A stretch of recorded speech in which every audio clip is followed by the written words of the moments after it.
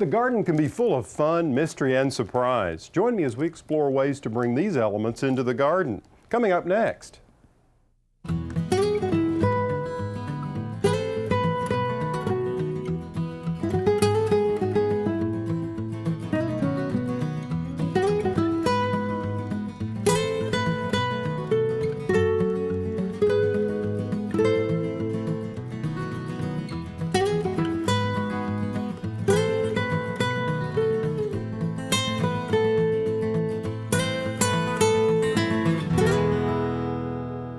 Hi, I'm Alan Smith. You know, the fall is the perfect time of year to have a little fun in the garden. In today's show, we're going to talk a little bit about scarecrows. I'm going to show you how to put one together. It's really simple. I'll take you to a mysterious garden that I designed, where one of the key elements is a blue spring that flows from deep within the earth. I'll also share some interesting tidbits I've picked up over the years about that favorite of all, kid-friendly holiday, Halloween. Like this one, the tradition of making jack-o'-lanterns. It actually didn't start with pumpkins at all. It wasn't until Irish immigrants came to this country that pumpkins were used. Long before that they used, now wait a second, I'm giving it all away and the show hasn't even started. So stick around for the rest of the story. And as an added Halloween treat for us grown-ups, we'll visit with a horticulturist at a garden getaway about ways to extend the bloom in your garden from season to season. Right now we're going to take a quick break, and when we come back, we'll be in California, where we'll find out about these whoppers, so stay with us. Most of us are accustomed to buying pumpkins like this time of year, but have you ever wondered where the really big ones come from? Well, about a month ago, I had a chance to visit with Don Uribe, who's been growing champion pumpkins for about 11 years. Alan, I think this is going to be my biggest one this year. Good grief! Why do you put the cloth over it? To keep the skin tender, it allows the pumpkin to grow a little more rapidly, 20 pounds a day, sometimes more. Gosh! It comes from a seed from a pumpkin that was 1,061 pounds. 1,061, and where was this pumpkin grown? This was grown in upper state New York. Amazing. Tell me about the support system behind such a giant pumpkin. Well, as you can see, all this foliage feeds the one pumpkin here, and it's said that every leaf represents a pound for the pumpkin. Really? Well, what do you think it weighs? It weighs about 600 pounds, and I'm hoping it'll go to 700 pounds. What does it take to create a 700-pound pumpkin? Oh, well, a lot of care and water, but I won't give you my ultimate secret. Okay, I promise you the scoop on pumpkins. Well, here it is. You see, the tradition of making jack-o'-lanterns, which is a Celtic or Irish tradition, actually started not with pumpkins, but with turnips. Frankly, it's hard for me to imagine old Jack walking over the world Halloween night with a light and a turnip. And you can bet carving a turnip would be much more of a challenge than a pumpkin.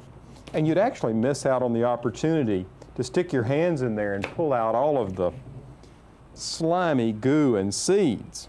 Now, one of the things I've found that helps a lot in removing this is a simple jar lid for scraping the insides. Just look at all of these big, beautiful seeds. You might save a few for planting next spring, or you can toast them in the oven for a delicious treat. So many aspects of this season incite a sense of mystery and awe in us, just like the size of the pumpkins Don grows, or the shapes of fall seed pods from some of our favorite summer blooms. I like to add mystery to the gardens I create. In this garden, the large upright stones are a key component. But for an added touch of fun and whimsy, we place this T-Rex topiary among the ferns. In another garden, we designed the elements around this mysterious blue spring. Just take a look. About 12 years ago, I was working with the owner of this garden and we were walking along a woodland path. Our intention was to enhance the views and improve some of the areas, and we came across this area which was clearly struggling. Even the native plants looked weak and malnourished. So we looked around to see what was actually thriving, and it was the moss. So we took an idea from nature and ran with it. This is one of my favorite times of the year to visit this special place because my eyes remain transfixed on the beauty of the moss, because I'm not distracted by the blooms and leaves that'll cover these trees and shrubs later in the spring. This entire slope of the hill is covered with mountain laurel, And in winter, its gnarly limbs create arbors that you walk through. And in spring, of course, the mountain laurel is in full bloom, and the entire place is heavenly. A magical effect is created by the mountain laurels growing up on each side of the paths. Now, as you wind along the paths and down the hillside, you eventually arrive at this wonderfully mysterious place. This is a naturally occurring spring that spills out of the base of this cool, dark hillside. This is called Blue Springs, and you can see why it's called Blue Springs. Just take a look at the iridescent blue quality of the water. We're going to dive into the colors of the season and meet some colorful kids getting ready for a green Halloween. That's right after the break, so don't go away. It's that time of year again when the leaves begin to fall and jack-o'-lanterns are popping up everywhere. Halloween is one of those occasions that really seems to have grown in popularity in recent years. With so much going into the festivities, I like to look at it also as an opportunity to apply some ideas that can help the environment. You know, every little thing we do can help. So why not have a green Halloween? Here's some tips that can help you reduce, reuse, and recycle as you prepare for those ghosts and goblins. First, if you're looking for a costume, instead of buying one, make one from old clothes or other materials around the house. And let children use a cloth bag or pillowcase for trick-or-treating. These will hold up better than a throwaway. And if you're going to throw a party, try to use only reusable materials. Or if you have to buy something, see if its content is recyclable. You see, to complete the cycle, we should purchase products that are made from recycled materials. When it comes to Old Jack himself, use this Halloween as an opportunity to start a compost bin. Just cut it up into small pieces and layer them with fallen leaves. As the mixture decomposes, you'll have a great soil conditioner for your garden next spring. Now, these principles for having a greener Halloween can be applied throughout the year. Just remember, the key is to reduce, reuse, and recycle. While the kids head off to trick or treat, let's take a look at some of the gifts this season has to offer in the way of color for the garden. When it comes to perennials that bloom in late summer and early fall, I guess the chrysanthemum or garden mum is one that everyone can identify with, and nurseries are full of a wide range of color.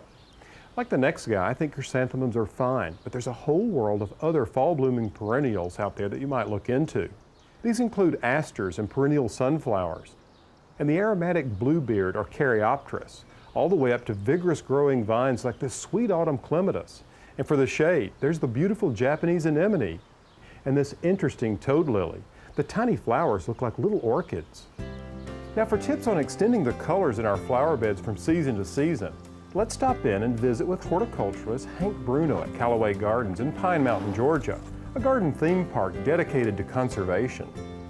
Here at the gardens at Callaway, we have the advantage of a very long spring. We begin this bed with a very early display of crocus and pansies, followed by some very early spring daffodils, and finally there'll be some tulips coming up. And that gives us about 2 months of good color, but we'd like to go another month if we could. One way to do that is to selectively replace some of those early flowering bulbs with other annuals and perennials that will bloom later in the season. What we're going to do is carefully remove these daffodils for 2 reasons. We don't want to disturb our pansies and the tulips that are coming on, but also because we have a good naturalizing variety called Monau here, and we're going to plant that out in our bigger landscape right away so that they will naturalize and give us color next year. So we will carefully remove some of these early crocus. Those are easy because they're so small. And then also our early daffodils will come out to make room for the succession of bloom that we've talked about. We want to carefully take those out, set them aside for later planting.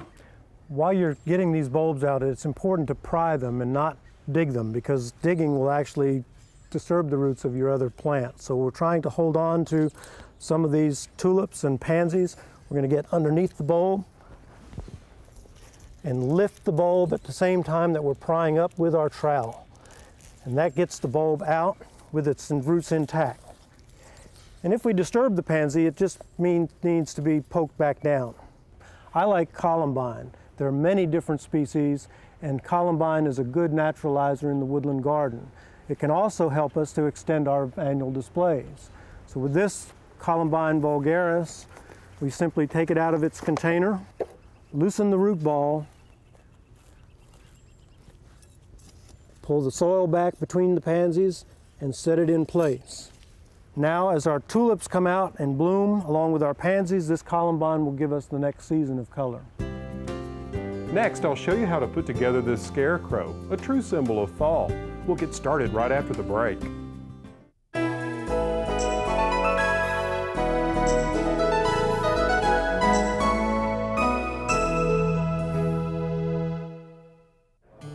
Some heat-tolerant plants that are winning fans from coast to coast are these Gazanias.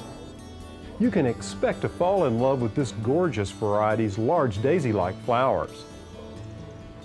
When growing Gazanias, keep in mind that they like to be planted in full sun. The soil should be moist but well drained. While Gazanias prefer moist soils, they're actually quite drought tolerant. Space the plants 6 to 12 inches apart and feed them monthly with a well-balanced fertilizer. Welcome back. I'm Alan Smith. Today we're exploring the mysteries of the fall garden and just enjoying the season. Now, scarecrows fit right in with this theme. You see, they were originally designed to frighten birds from crops, but today they're more or less garden whimsy and the perfect accent to the fall vegetable garden. This idea of the scarecrow is known worldwide. Nobody's really sure when it got started, but its intention is to frighten something without causing physical harm. Now, there's not much use for a scarecrow in 20th century agriculture, but they're a lot of fun to have around to add a little whimsy to the fall garden, or even for fall parties or festivals. I have to say, I think that the image of a ragged, almost clown-like figure standing guard over newly sown seeds is endearing. So let me show you how to put this scarecrow together. This is a list of what you'll need. One stake about 6 feet long, and one stake about 3 feet long, and one 12-inch stake. These are all 1 by 2 inch boards that I picked up at a local home improvement center. You'll also need some old clothing. Here I've got a blue shirt, a pair of pants, a straw hat, and you'll also need some jute twine to bind it together and some scissors to cut the twine and rope that's tied around his waist. And for the head, well, I used a dried gourd from last year's garden. And of course you'll need some wheat straw for the stuffing. Now, the reason I mention wheat straw is because it's clean, and that's very important here, particularly if your scarecrow is going to reside in your garden. You see, hay can have any number of plants in it, and with it come a lot of seed, and they'll come up in your garden. So use something clean like wheat straw or pine straw to stuff the old boy with. Now, what I did to begin with, as you saw, is I just put on the shirt, and then I put a pair of old pants up around him and tied them with a rope, and they hang nicely on this lower horizontal bar. Then I just took for the head a gourd that we grew last year in the garden, which is wonderful. This is one of those old Bushel Gourds. And then I found a goofy looking hat to put on top. Now, this is just the basic model. And from here, we can go lots of different directions. The main thing to remember when creating a scarecrow is just to have fun.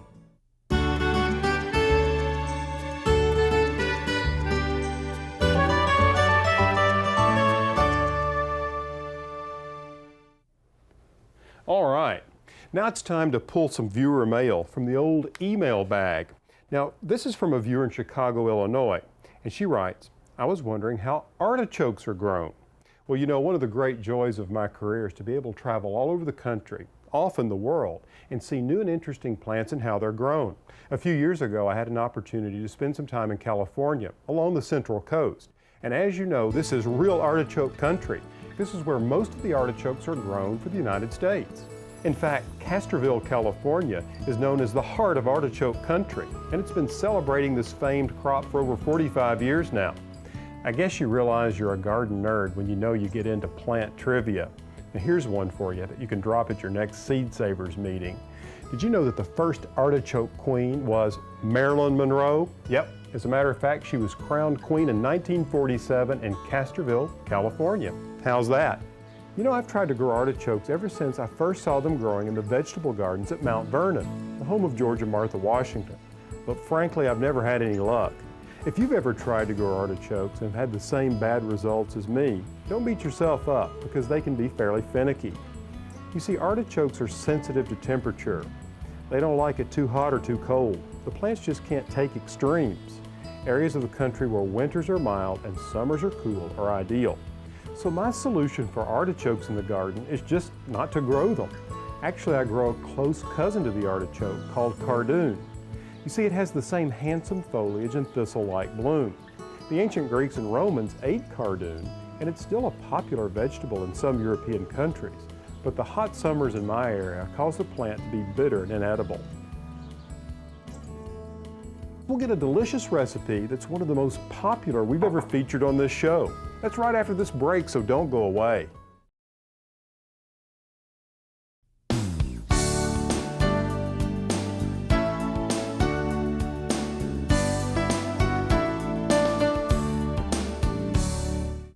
Let me share with you one of the most popular recipes from my website.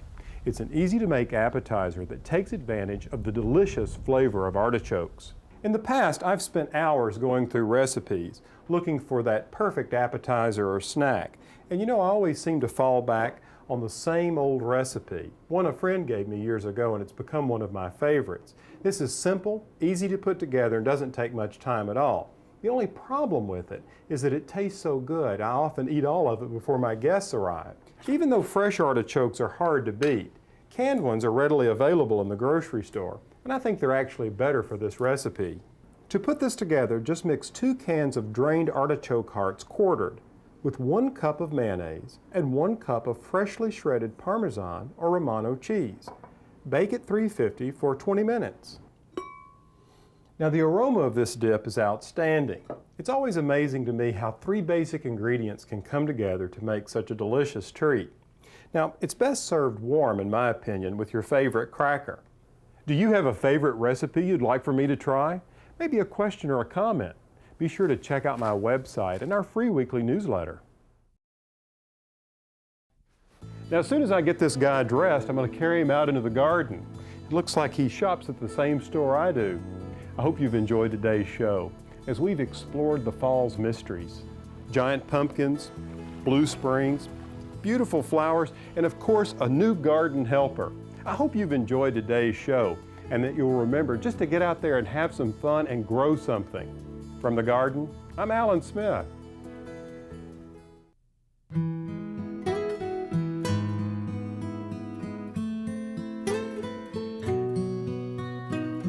In this garden I dream of a bed of flowers.